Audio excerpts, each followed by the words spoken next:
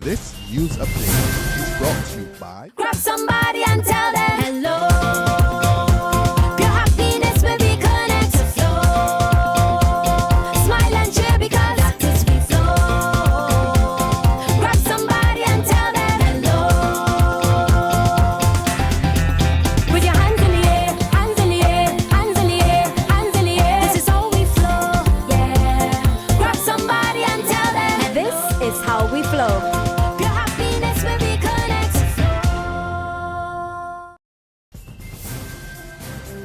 It's Tuesday, August 25th, and time for the Barbados Today afternoon update. With the news, I'm Fernella Wedderburn. Thanks for joining us.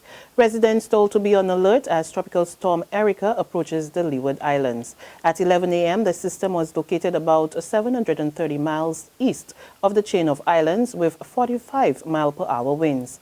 Officials at the Barbados Met Office say unlike Hurricane Danny, Erika is producing much of its activity at the south of its center, which will create a different environment in the country. So expect some showers and possible thunderstorms tomorrow.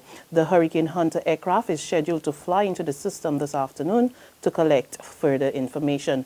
In the meantime, tropical storm watches have been issued for portions of the Leeward Islands, including Montserrat, Antigua and Barbuda, St. Kitts Nevis, Anguilla, Saba, St. Eustatius and St. Martin, Guadeloupe and St. Bartholomew.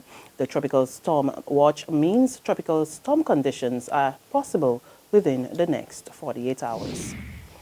The Barbados Vagrants and Homeless Society records an increase in the number of young people seeking assistance. Kima Safri is the chairman and founder of the organization.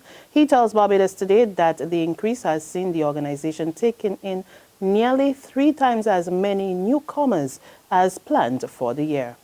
The organization between January and September, January to now, we have about 80 new clients, and our expectation was only about, I think we were only supposed to introduce 30 new clients to the program. We actually introduced 80. Yeah, that takes the total to? Takes the total to over 300 plus currently working with for the year. Okay. And if you could give me any new trends that you're picking up? New trend, a lot of younger people that we just did with yesterday. We had a 17-year-old who was on the street front time for a whole year. That was at the age of 16, and who done school at 4 farms. So you've seen a lot of younger trend. You've seen the older persons not so much out there. They're all getting placed. We're trying to place everybody. So you're finding a lot of younger persons. A bit. Attitude is a norm with them.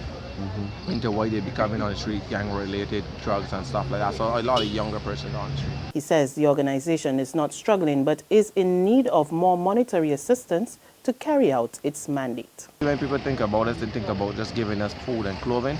We would like that the corporate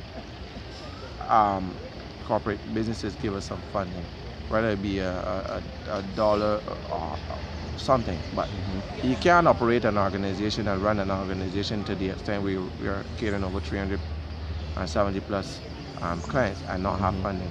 I mean, so we're looking at some serious funding that we need it. We need it to continue our program. If not, well, it will just go as long as it goes. But we need to have serious funding. But is this an indication that you're struggling now? I won't say it's an indication that we're struggling. I don't want to put that out there. I think it's an indication that we need funding. I won't say struggle because we are still doing what we're supposed to do. We're still following our mandates. We're still accomplishing every goal that we set out there. Appalling and lackadaisical. That's how former Democratic Labour Party candidate Patricia Innes is describing the handling of reports of child abuse cases by the Child Care Board. And Innes says while she's aware of the challenges that the protection agency is facing, she believes that the CCB is not handling some of those cases properly.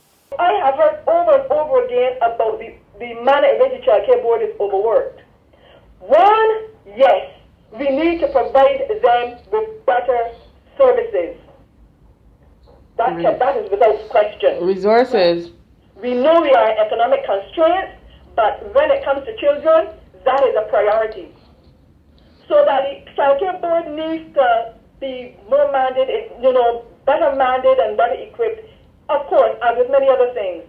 But secondly, if you cannot deal with all, I can understand that. But the few that you can deal with, deal with. And the child care board is not dealing with the few that they can deal with and they have in their hands. Maybe there are, I'm convinced probably that there are cases where they follow the letter and they continue on, but there are cases, including those that I know of, too many for one person to know, that they have not dealt with appropriately. She also raised concerns about the length of time investigations are taken into the death of the late 6-year-old Jehan King.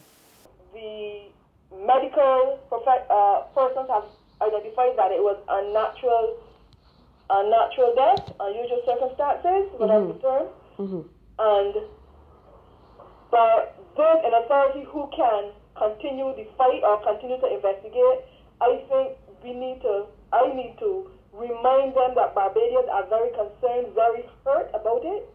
There is need for a closure and an understanding of what went on, and it cannot be allowed to dissipate. So that is my personal plea.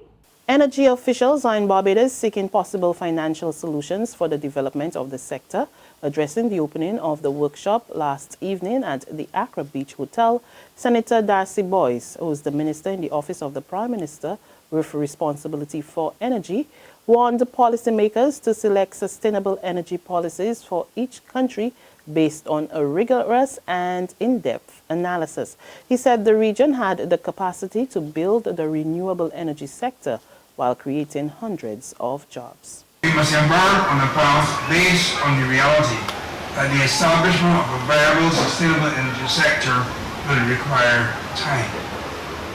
We should therefore not be too hasty, implement technologies without using the appropriate tools or undertaking the appropriate surveys of the market with a view to tailoring the financial instruments to ensure the sustainable growth of the sector. Representatives from the Ministry of Energy, the Caribbean Development Bank, CARICOM Secretariat, the United Nations, the German GIZ program, and the Caribbean Renewable Energy Development Program are taking part in the 4-day workshop. Sports now. Young golfers in Barbados will square off with the old guard in the 2015 edition of the Massey United Insurance Barbados Open Championships this weekend. In the men's championship flight, which features players with 0 to 9 handicaps, young Barbadian golfers Ace Hustler, Xavier Wiggins and Christian Mason will test their skills among the season favorites when the island's premier tournament tees off on Friday. Among the females, young Barbados players Emily Odwin and Alicia Innes-Gittings are expected to compete in the women's division.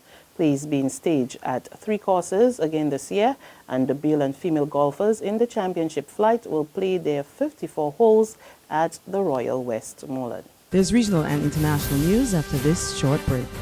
Secure your future, be financially strong. Since 1983, we have been there for you. A smart range of products, great tax benefits.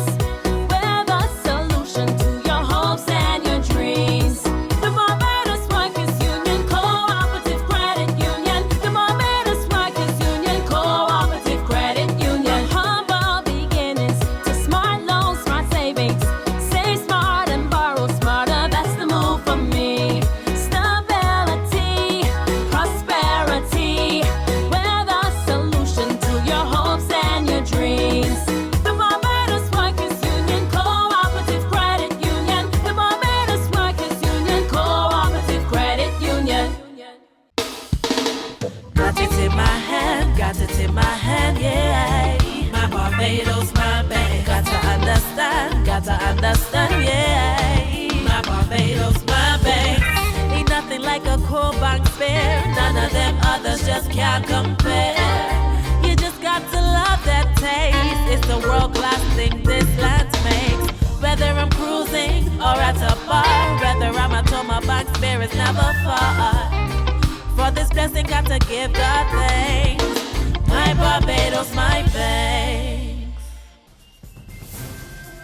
To our regional neighbors, Jack Warner's Independent Liberal Party launches its manifesto 2 weeks ahead of polling day in Trinidad and Tobago. The party skipped the formal launch and instead published its promises if elected online. More in this TV6 News report. The manifesto breaks down into 10 sections, 10 community concerns, with an 11th section devoted to Tobago. Here are some of the highlights. In education, the ILP hopes to put more social workers in primary schools, make the UTT curriculum accessible online to broaden access to tertiary education, and offer tax incentives to private businesses offering early childhood education.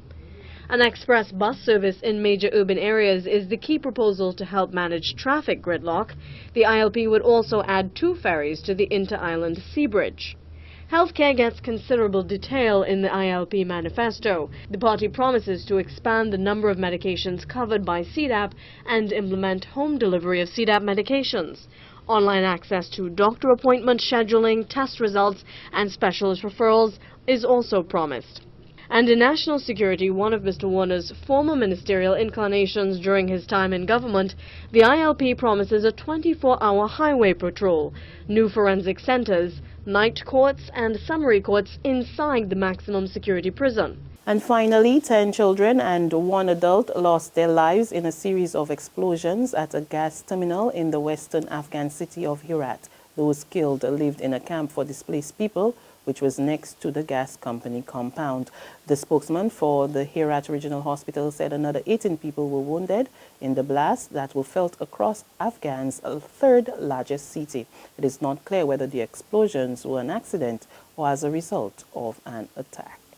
And that's news and sports. For more, log on to www.barbadostoday.pb. Subscribe to our e-paper, our email updates, and like us on Facebook. You can also catch us on Izumi Media in bus terminals or screenplay at supermarkets and gas stations near you, as well as Channel 101 on Flow TV and Mix 96.9 FM. I'm Frenella Wedderburn. Do have a good afternoon, and we'll see you again later this evening.